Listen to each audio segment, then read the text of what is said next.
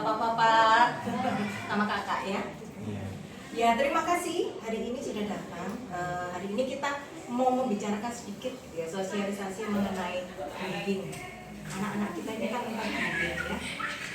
Anak-anak khusus anak-anak tentang sekali bullying terutama di luar sana terutama untuk anak-anak yang sekolah di formal. Kan ada ya anak yang di sekolah formal ya, yang inklusi.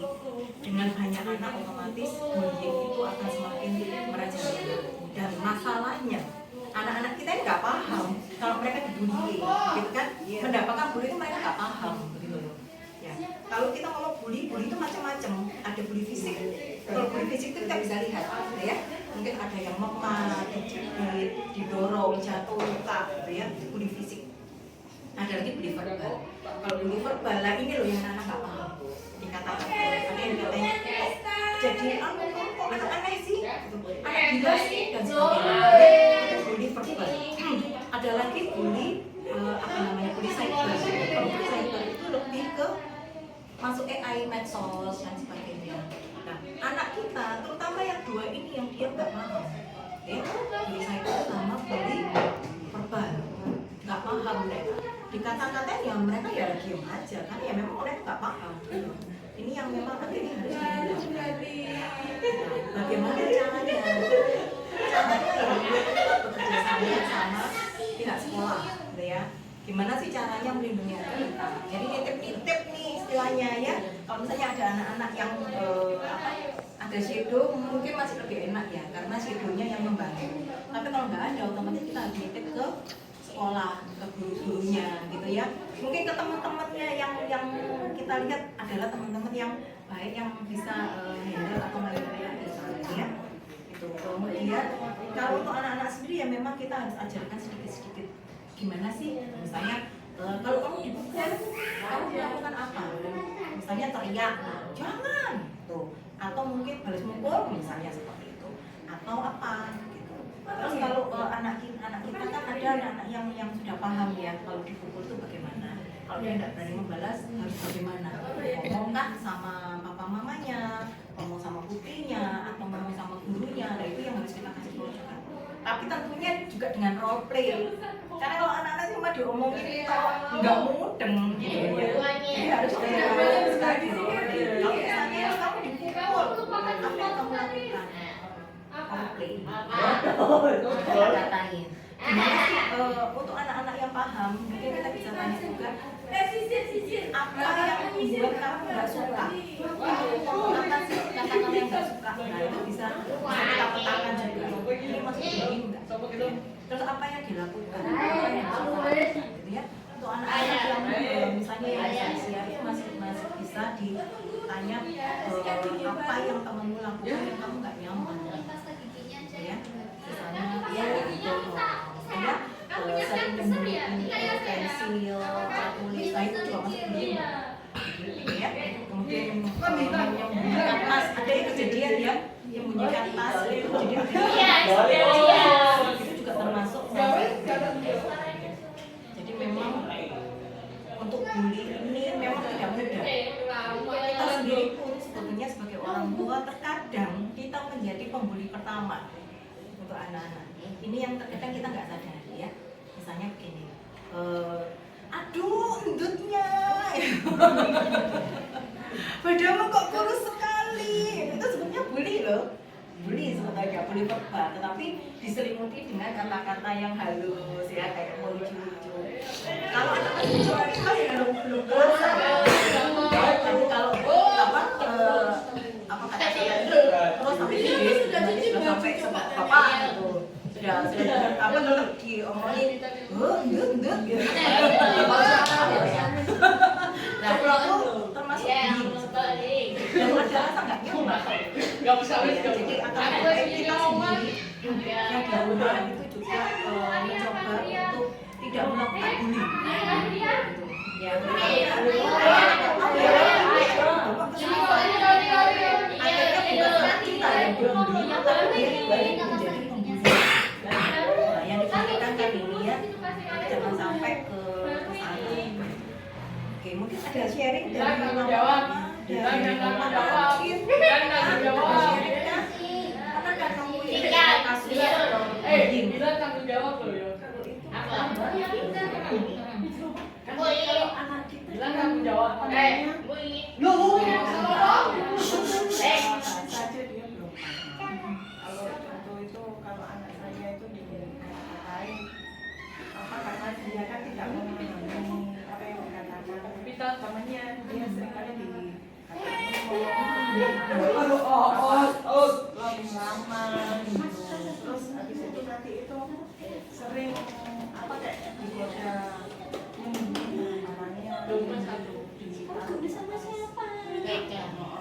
kayak gitu kan memahamikan ya kerja itu kita butuh PR juga. Iya, betul. Betul PR Ibu. Dan kita juga memetakan ya, mana yang termasuk bully, mana yang menggoda. Tapi menggodanya sejauh mana, gitu kan? Kalau menggodanya misalnya terlalu apa ya? Kalau orang bilang terlalu nemen gitu ya, ya otomatis kan akhirnya menjadi bully. Ya. Tapi kalau hanya menggoda biasa ya enggak.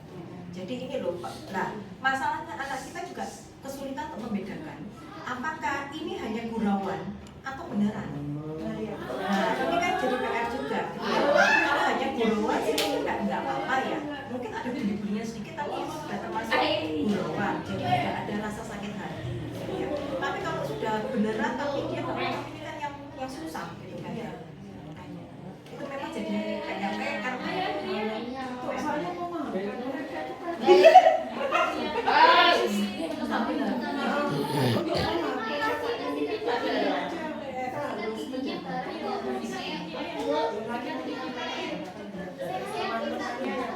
kata-katanya mereka juga kompleks seperti itu.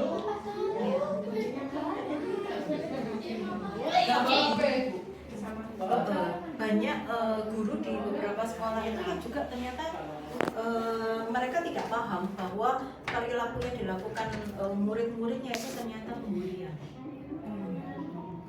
Tapi memang kadang guru juga belum paham di anak kita juga sih Bu ya. Iya betul.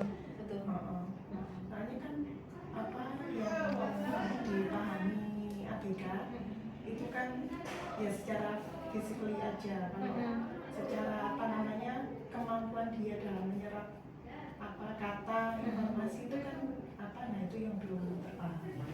Betul. Jadi PR-nya banyak ya Bu. Banyak. Apalagi kalau misalnya akhirnya kan menyangkut orang lain ya. Kalau anak kita dibully mungkin ya bukan lebih enak juga sih sebetulnya. Tapi masalahnya kalau anak kita yang membuli.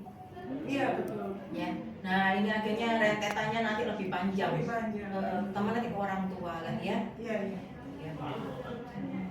Bapak-bapak mungkin ada ini pernah nggak ketemu kasus-kasus mengenai pembulian? Ya mungkin diberi saran aja gimana sih kalau dia kan ada yang beberapa yang udah mengerti, lalu sarannya gimana anak itu agar tidak dibully itu aja sih.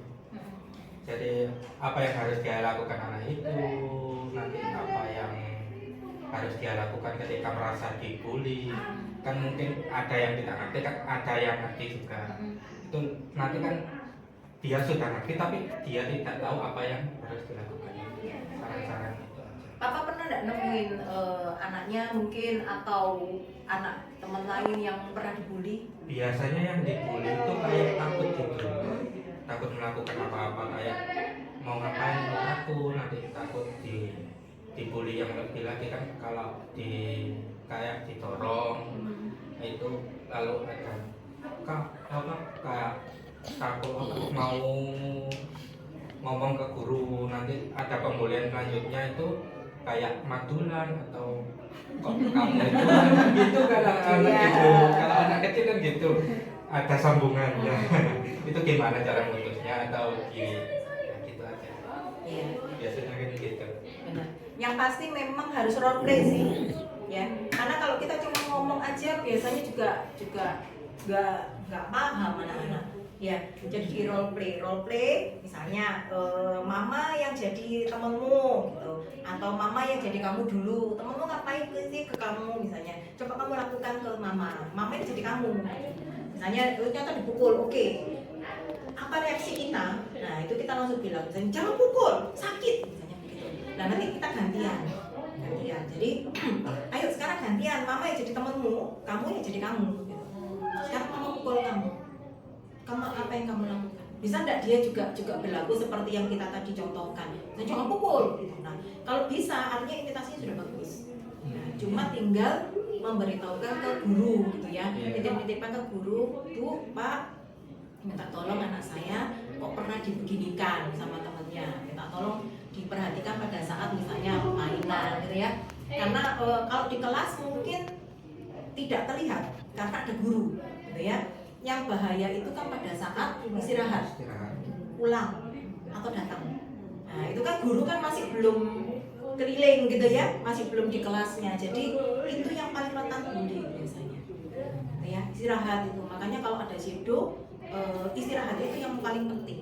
Karena istirahat itu kan tidak ada apa ya, tidak ada pelajarannya tidak terstruktur gitu loh. Ya, kalau masuk di kelas itu kan sudah tahu, oh oke, pelajaran pertama bahasa Indonesia, pelajaran kedua PMP, PKN ya, pelajaran ketiga apa, berikutnya apa. Tapi kalau di luar, nah kan tidak ada. Jadi kadang anak kita nggak ngerti aku harus ngapain, harus makan kah, harus main kah, kalau main gimana caranya, gitu ya. Jadi memang rentan ya. Iya. Oke. Kalau untuk papa-papa yang masih muda-muda ini sama kakak, pernah nggak dapat pembulian, nggak usah anak-anak deh, di lingkungan kerja gitu? Masih kelihatan guyonnya ya, pembuliannya guyon. Masih indah-indahnya. Masih indah-indahnya, betul.